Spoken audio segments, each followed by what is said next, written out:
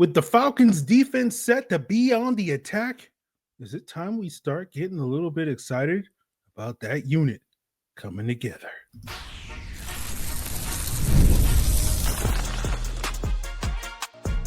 You are Locked On Falcons, your daily Atlanta Falcons podcast. Part of the Locked On Podcast Network, your team every day. Welcome back, everyone, to another illustrious episode of the Locked On Falcons podcast, your daily Atlanta Falcons podcast, part of the Locked On Sports Atlanta team, cohort, whatever you want to call us, your team every day. And this episode of Locked On Falcons is, of course, brought to you by the Amazon Fire TV Stick 4K. Turn any TV into your Xbox. No console needed. Just head to amazon.com/Fire TV Locked On to learn more. So if you don't know me, I'm your very humble host, Aaron Freeman, a.k.a. Mr. Drew, a.k.a. the Jolly Green Giant, a.k.a. Mr. a.k.a. And I've been covering the Atlanta Falcons for almost 2 decades, formerly at falcfans.com, RIP, still going strong on this illustrious podcast. And I thank each and every one of you that goes strong with me as everydayers. That means you make this podcast your first listen each and every day. And all you have to do to become an everydayer is subscribe or follow for free on YouTube or wherever you listen to podcasts. So today we will be talking about Drake London's 5th-year option. But the gist of today's episode is all the various sound bites and nuggets of information that the Atlanta Falcons coaches, released out there into the world on Wednesday. And we get to talk about some of these things that, are music to the ears of Falcon fans, myself, and of course, my guest today, Jarvis Davis, who needs no introduction. Jarvis Davis, of course, the hardest working man here on the Locked On Podcast Network. You can find him each and every day over at Locked On Sports Atlanta. So, Jarvis, when I saw the sound bites and when I heard the clips from the Falcons' new D-line coach, Nate Ollie, I had a feeling that this was music to your ears, which was some of the things that he was talking about. Some of those nuggets that he put out there. It seems like the Falcons are going to more of that 4-3 attacking style defense, wide 9 that the Jets and 49ers and other teams made famous. We're going to see Zach Harrison kick back out to the edge. We're going to see Brandon Dorlus kind of dabble both as an inside-outside player in that sort of role. And that sort of attacking defense, the idea basically is we're going to stop the run on the way to the quarterback. So I'm curious, Jarvis, when you heard Nate Ollie talking about these things on Wednesday, what was going through your mind? And sort of, do you feel like this is the style of defense that you want to see from this Falcons team in 2025? I got excited, man, because I got a chance to talk to him before all the cavalry came, and all the cameras and twilights and stuff. So I was able to have a really good conversation with him, and just talking about, different guys, like, of course, with Braden Trice coming off the injury, what does he expect from him, and kind of getting in sync as to what this Falcons team is trying to do. And then when you hear attacking defense, you talk about him using the term 4 equals 1. That means they want to rush as a unit, right? Because you can't have independent contractors, and that's how he put it, which is a great way to put it, and put it into context. Like, you can't have independent contractors out there trying to do their own thing and get to the quarterback. Like we saw so many times last year where a guy, a defensive tackle, may have pushed upfield and got out of line, and then essentially ended up outside of the defense end because defense end rushed inside, did an inside move, and the quarterback got out of the side of the pocket, then got a first down.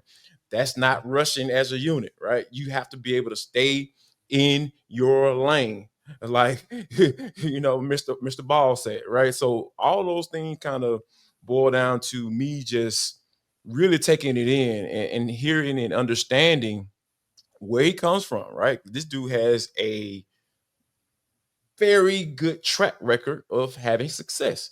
Whether you're talking about going back to the Colts, even going back to the Tennessee Volunteers when he was in college, he coached Derek Barnett to the point where he broke Reggie White's career record at the University of Tennessee, and he coached him in Philadelphia as well. So all of those things add up to me saying, okay, yeah, I was super excited hearing him talking about what his plan is for guys, and he got really excited when I asked him about James Pierce. So this is going to be interesting, man. I feel like having a guy like this, he's a former player, played defensive line himself. Like, I respect that a lot more than probably some. But, you know, not saying it's a determining factor whether you're not your good coach, but I feel like it means something.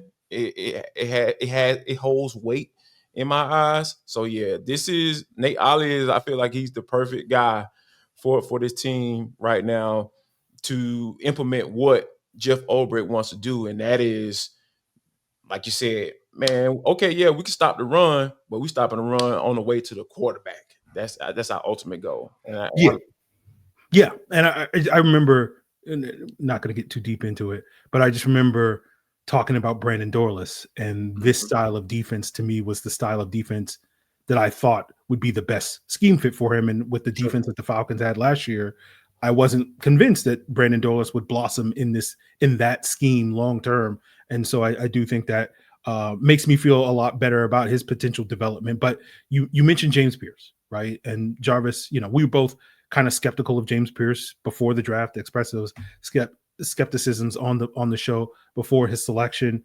You know, I try to be a little bit more diplomatic than you when it comes to that sort of skepticism. So, you know, I'm going to throw you under the bus and say like, oh, Jarvis is way more skeptical of James Pierce than I am. But I'm curious with this notion of this scheme, does this alleviate some of the concerns that you have with James Pierce, going back to that conversation that we had last Wednesday where he was being light in the dumper as what you're talking about? This style of defense, this attacking defense, does that make you feel a little bit better about the James Pierce selection than you maybe would have been a week ago? Sure, absolutely. Because here's the thing, man. They already have a guy that I don't trust to play on first and second down. That's Arnold Ebiketie, right? You know, because he's had different defensive coordinators and different schemes and having to implement a new scheme pretty much every year since he's been here. So those are some of the things that matter as to whether or not a player can be successful.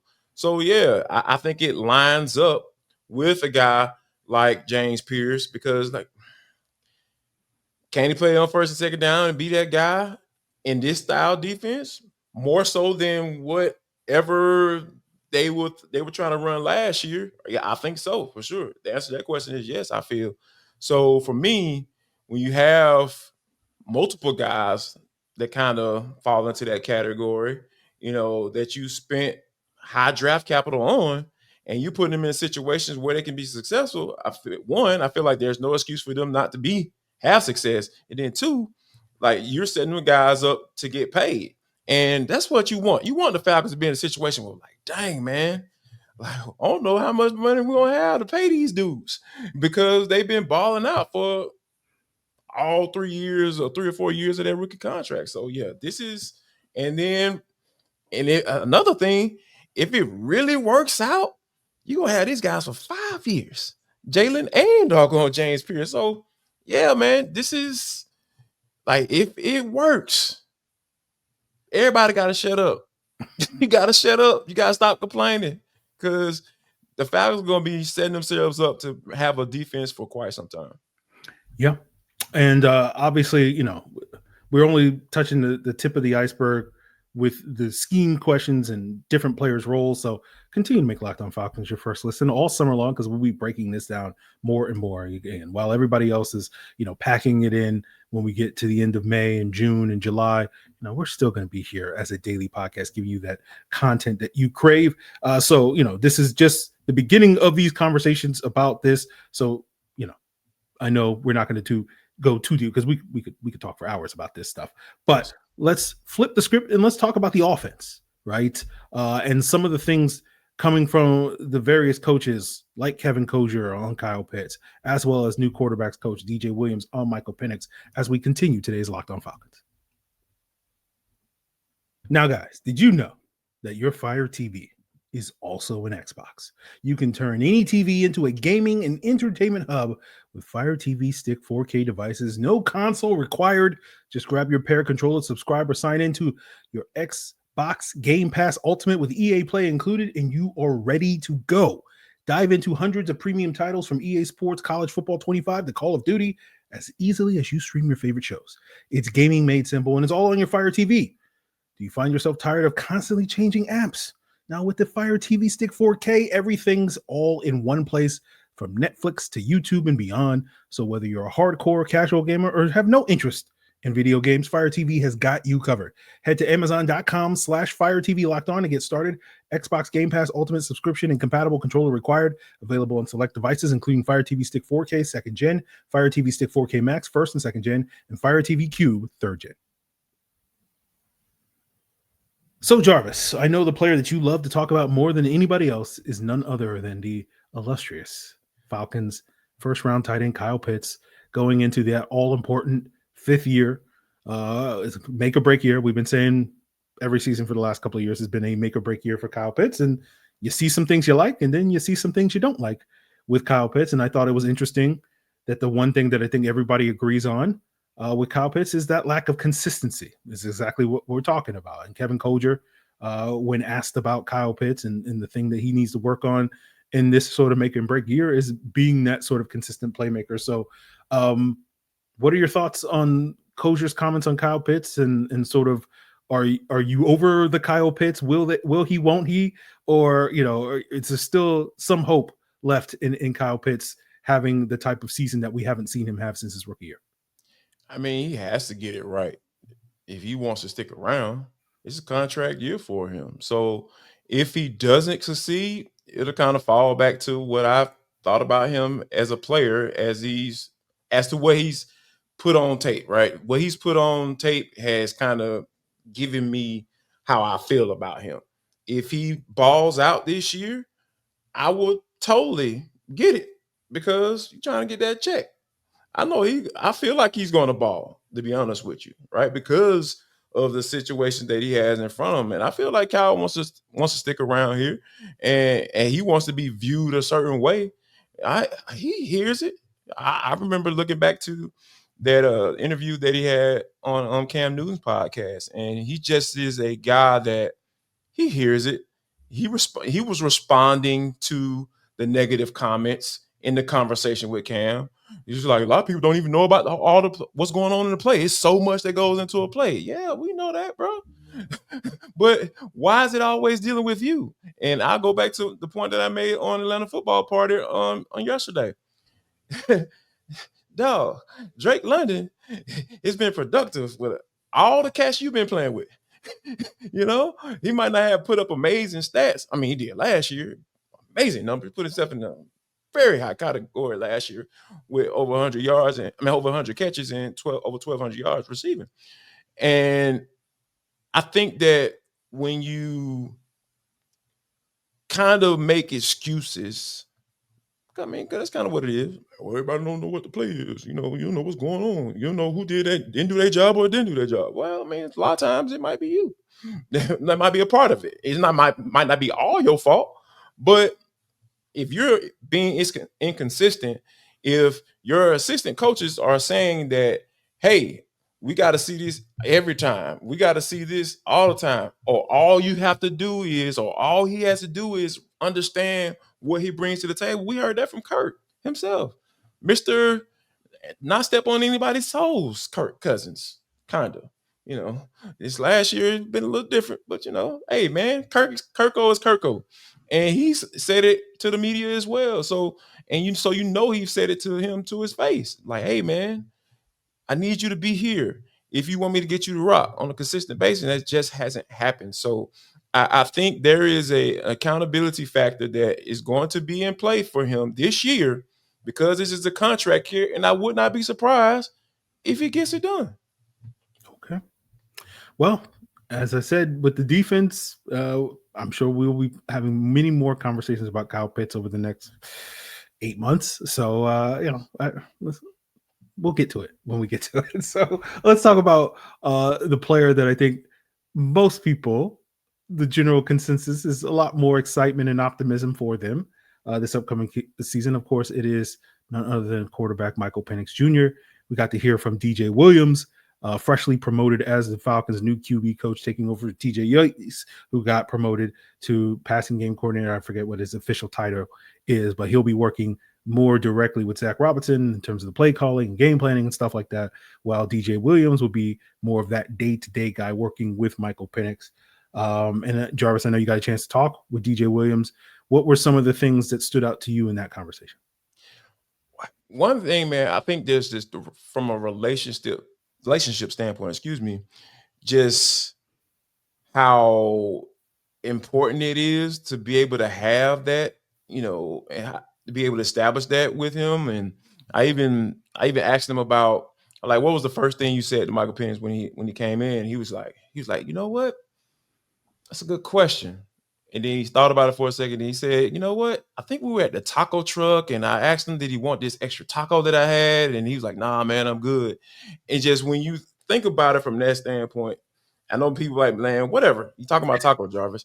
But I look at it from a standpoint of understanding the impressions a person has on you when you first meet them and how that is used to build that relationship. Because once you establish that personal relationship with said player, that player, then you're building equity with that guy.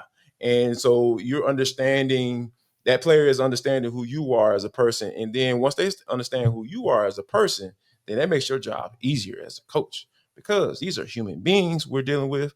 These are not numbers. We're not dealing with numbers and analytics and all that stuff. We're dealing with hardcore human beings. And I think that DJ really understands, because his father's Doug Williams. I don't know if people know that or not. He talked about how he got into scouting initially, and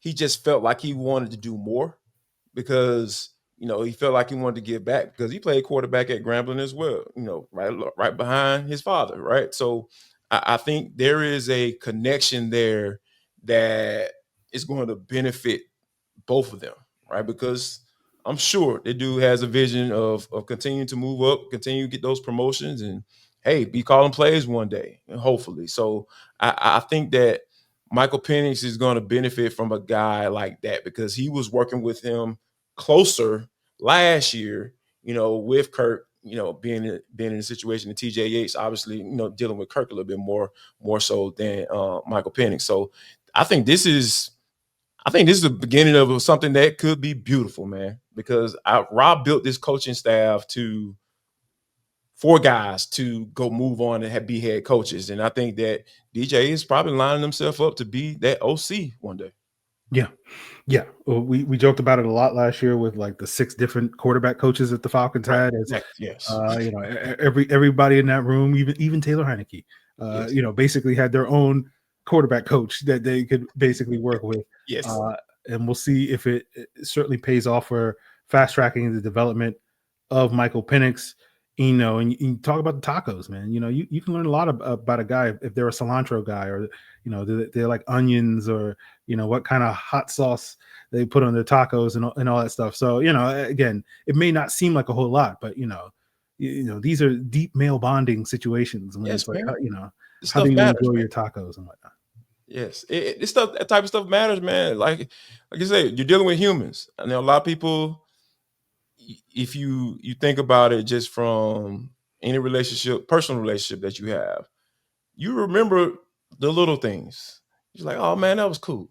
Or that was cute, man. I like how she picked up the phone after the first ring. You know what I'm saying? Like, that stuff matters to you. He's like, man, because you've called someone and they've picked up after the 6th or 7th ring. We're like, man, wait a minute, what took you so long? What you doing? You know what I'm saying? Like, they give you that comfort. It's a certain level of comfort that these guys need. And I was even having this kind of similar conversation with Michael Petrie, the running back coach for the Falcons.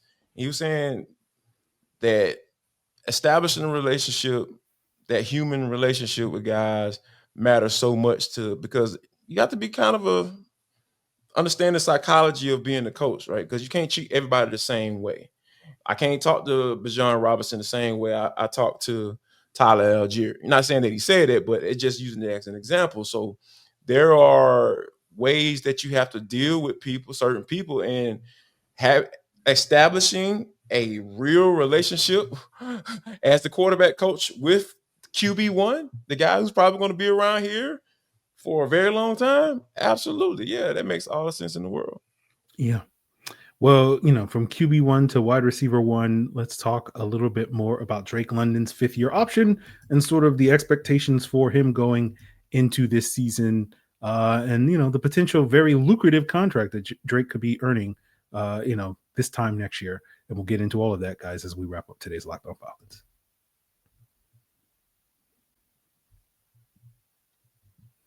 Drake.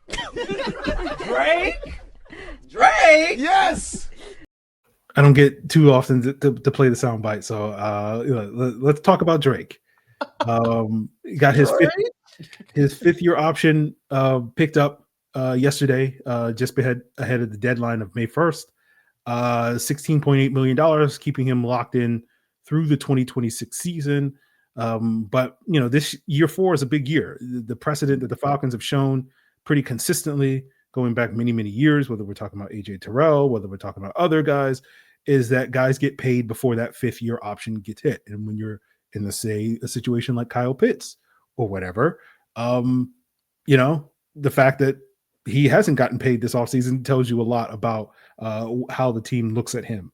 But, I say that because we just got big contracts from T. Higgins, Jamar Chase.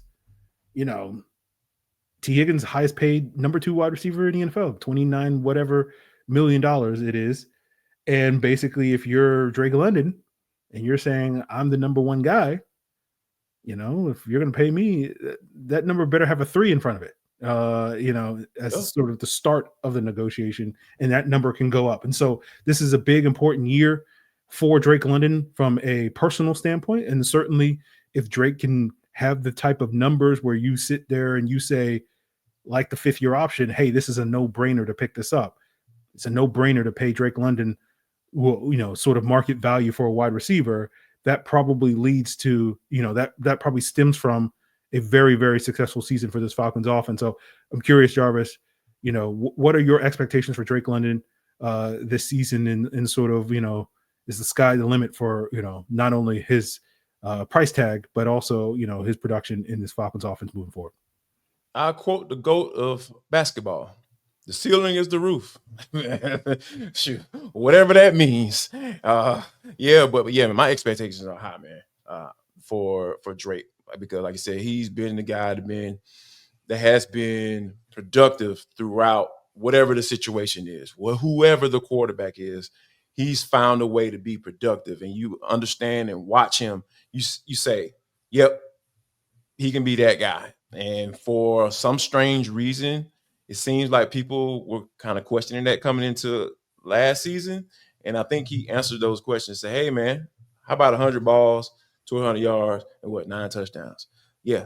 That kind of, how does that feel? Yeah, stick that. So, and to your point about what that number looks like, yeah, wide receiver 1 is 30 mil. Amon-Ra St. Brown, DK Metcalf. Shoot, Tyreek Hill still making 30 mil, right? When the last time we talked about him, it's one of the top guys in the league.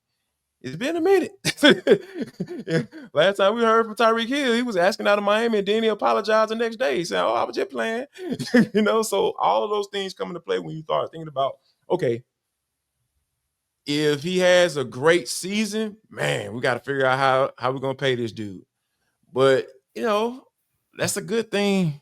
I mean, you were right, because a lot of people are questioning that pick. I know I was probably one of them because I just got so tired of them drafting pass catchers. I get it, So, but for all in all, though, like them picking up the 5th-year option for $16.8 million, which is about half of what he's probably going to be asking for, or what he should be asking for. If his agent's not asking for that, I don't know what's wrong with him. But yeah, this is what you want, man. You want to be in situations where you were like, man, I don't know how we're going to pay this guy, versus, oh, man, we're not going to pay this guy, or we have to move on and try to replace this guy because he's not who we thought he was. And that can do nothing but bode well for Terry Fontenot and how he's built this team. Yeah, I remember, Jarvis, because I think you had just joined the network ahead of that 22 draft. Yep, I did. Probably the second or third show that we probably did together talking about that selection. I think both of us were very upset, I guess is the word, with the Falcons. That's fair. Yeah. Not fair.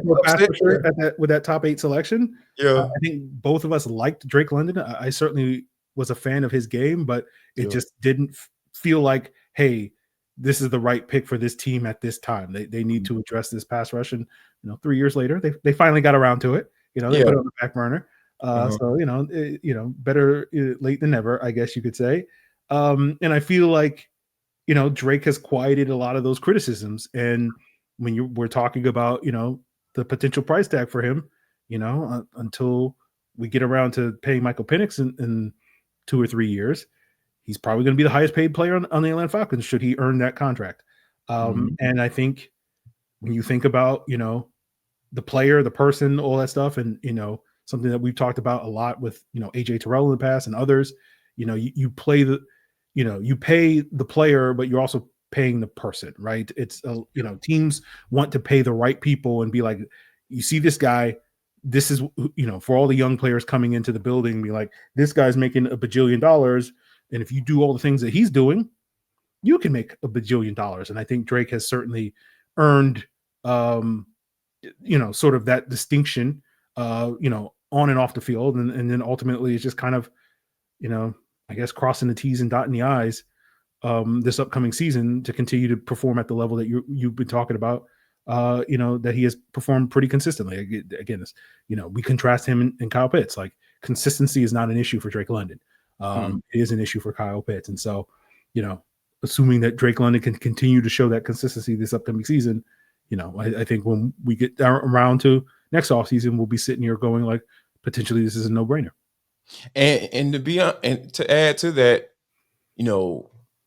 that used to be Grady Jarrett when they were like, man, up here making $19-20 million. Yeah, bro, how you do that? Come in, do your doggone job, and make sure you come in prepared, ready to do whatever the coach asks you to do, or establish yourself as that dude. And I think, like I said, Drake has established himself in all the muck and mire of the quarterback situations. I will continue to harp on this because that's one thing that's important to see, because you can't, when you come into the NFL, man, it's hard to make excuses for not producing. And if you're not producing, a lot of times it falls back on you.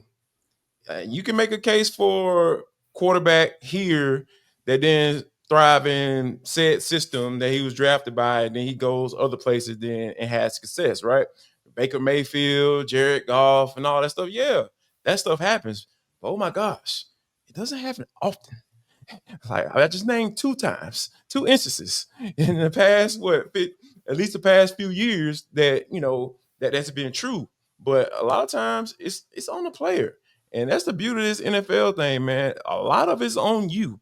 You don't have that college coach screaming in your ear, having your schedule planned out 16 hours of your day, right? It doesn't work like that in the NFL. It's on you to get better. It's on you to call that pass rush coach and say, hey, man, I need some help. I need a plan, and I need to be better because I need to get paid. And like that stuff has to be ingrained in your brain and understanding once you go into the league. You can't just beat guys on talent. Everybody talented, man. Like that offensive tackle they used to eat off of for all 3 years you were in college. Nah, man, that's gone. That's gone. It's gonna be that all-American dude that you're gonna be facing every week. And it's gonna be up to him whether or not he's gonna be able to block you once you get to the league, because, like I said, the accountability adds up. It stacks up, man. You have to be your own coach. You have to be that guy, and along with pairing with the right scheme. But like I said, it's mostly on the player, man. It's mostly on the player when it comes to whether or not you're productive. And I think that you got a guy like Drake who's been that guy. He's a prime example of it, and he's going to be rewarded for it. And he should. I don't care what the number is. Pay it because he's earned it. Yeah. Well, Jarvis, speaking of accountability, I'm contractually obligated to talk about Jeff Ulrich getting fined. Thoughts to close out today's Locked On Falcons? Yeah, man. I'm glad that there has been a resolution to this, because I feel like the NFL was heavy with the fine stuff, and I think that, a guy like Jeff, who I admire. I like Jeff Ulbrich, as a person, and for him to kind of just have to fall on this sword, so to speak, publicly for what his son did, he's kind of jacked up. It's jacked up, and I'm glad that this can potentially be some fuel to the fire, right? Because everybody knows this defense got so much to prove. They have focused in on the defense. 4 of the 5 guys they drafted this year were on the defense side of the football. You heard some people, not all, didn't like the Jeff Ulbrich hire. Hey, man, go out there and prove it. I promise you, we won't be talking about it. If this defense is in the top 10, and if he's I'm about to say points given up, but if they're in the top 10 in sacks, what? Jarvis. All right. You know what I'm saying? I'm not saying that's going to happen. I'm not saying it's going to happen. Trust me, bro. I feel like I have to flutter. I saw it. Top 10 in sacks. The Atlanta Falcons. Okay. No, just scoring defense. Scoring defense, dog. It's been done before. You know what I'm saying? They're top 10 in scoring defense.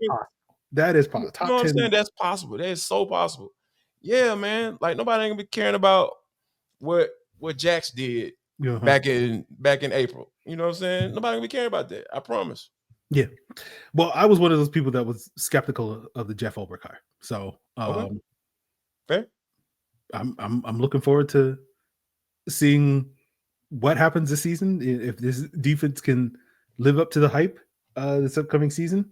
And I don't think we'll be talking about this fine or prank calls anymore.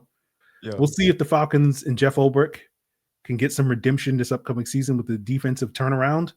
And we'll see, what's what about some of these young players that will be part of that turnaround, because we still got, May is just beginning, and this is all, we spend 5 days a week talking about all these draft picks, right? And speaking of draft picks, Jack Nelson, I just want to sell Jack Nelson. He's not going to get a lot of love on this podcast for the next couple of weeks, but I'm going to make an effort. Probably when we get to June, we might get like a week of Jack Nelson content. So Jack Nelson, you're going to get your flowers at some point on this podcast. I don't know when that's going to be. Sorry, Jack. But we're going to give Jack Nelson some love here on Locked On Falcons, because no one else will at some point in the future. But obviously, the focus is going to continue to be on these defensive pieces, and we'll get more into that next week on the podcast. So continue to make Locked On Falcons your first listen.